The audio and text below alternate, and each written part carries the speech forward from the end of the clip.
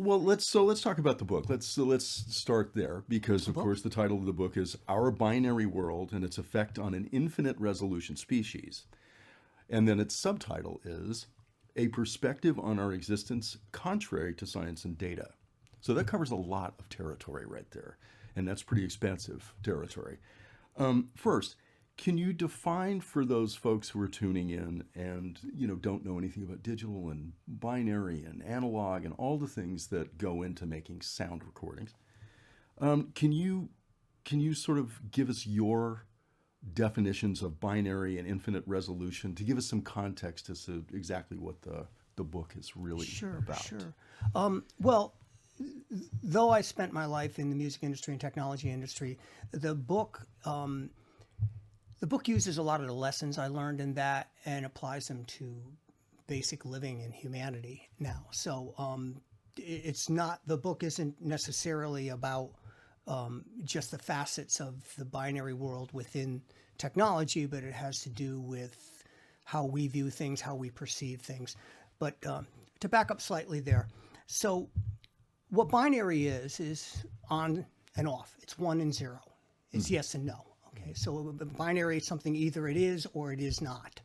Okay, so in music, let's look at time, for instance. Okay, so you have a second of time. Okay, now what happens in that second of time, all right, is what we as human species we react to. All right, the how we feel, how it affects us, how we reciprocate. Okay, and so there's a lot of things that go on in 1 second. All right, a lot. And so, so let's cut that down to 1/50,000th of a second. Is there any less information that goes on between 0 and 1/50,000th? Well, that's where binary comes in. What binary is we've decided to map out and store things based on a series of dots. Okay, so think about follow the dots. All right, right. With the idea that if there's so many dots, then of course we're going to replicate the source accurately because how many variables can you have? Well, the fact is, it makes up a full picture, exactly, or a spectrum that allows you to perceive a picture of in this case sound. In this case, sound or visual, sure, or emotions. Mm-hmm. Okay, so the thing is that you have all these dots, and the question is a connection between one dot and another a straight line, or is there a subtle curve?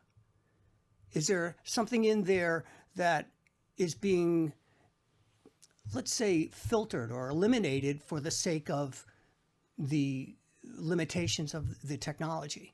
So, okay, well, we broke it down to 50,000 pieces. Well, why don't you break it down to 50 million pieces? Oh, because we can't do that yet. Well, why not? Well, because technology isn't there. Okay, so why are you putting out something that is clearly has limitations and then claiming it to be as accurate as the initial source? Well, the reason for that is because that way we can map it and we can reproduce it.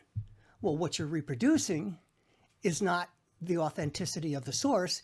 You're reproducing what you say you can fit in 50,000 pieces.